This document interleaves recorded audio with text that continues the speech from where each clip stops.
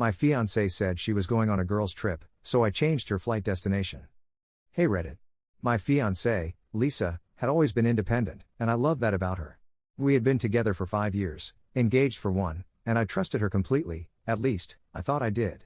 But recently, something about her behavior had felt off. It started small. Late night texting, always with her phone flipped over. Secretive smiles when she thought I wasn't looking. A new, unexpected interest in looking her absolute best, even for casual grocery runs.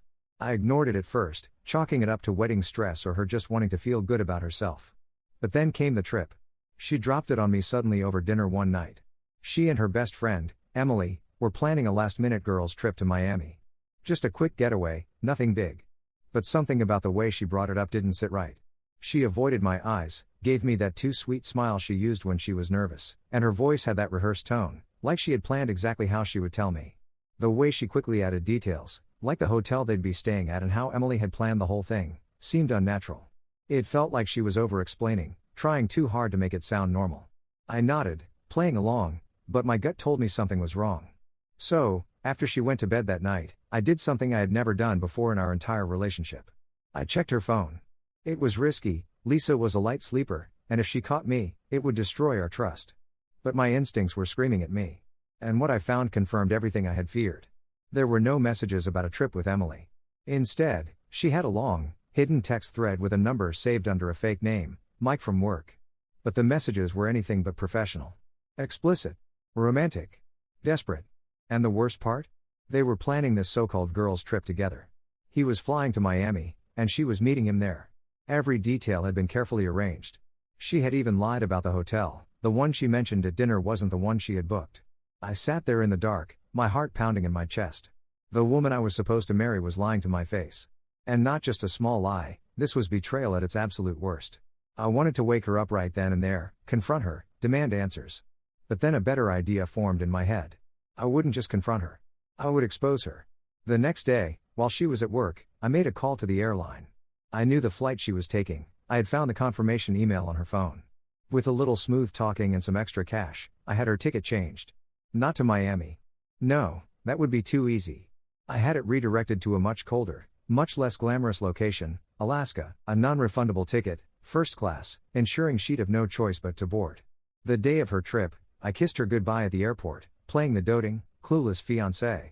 She giggled, hugged me, told me she loved me, and promised to call when she landed. I watched her walk through security, her suitcase rolling behind her, completely unaware that she was walking straight into my trap. Then, I waited. I knew the exact moment she would find out something was wrong. The second she tried to board her Miami flight and her ticket got flagged. I imagined the confusion on her face, the rising panic when they told her she wasn't flying to Miami, but to the freezing cold of Alaska instead. And then, my phone rang.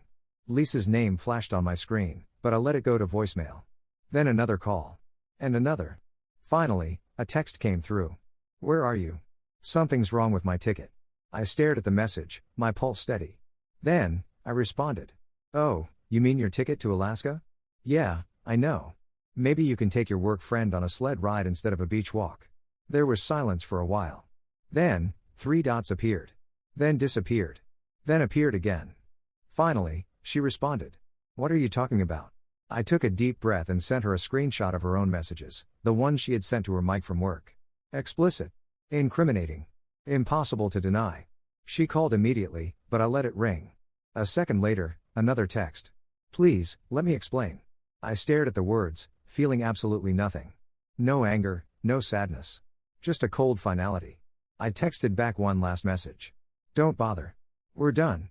Then I blocked her number. Lisa never made it to Miami. She never even made it back home. From what I heard later, she had to scramble for a last-minute ticket somewhere else, because the Alaska flight was already confirmed in her name and non-refundable. I have no idea where she ended up. And honestly, I don't care. What I do know is that she never saw it coming. She thought she had it all planned out, thought she could lie to my face and get away with it. But she underestimated me. And now, she has to live with the consequences of her betrayal.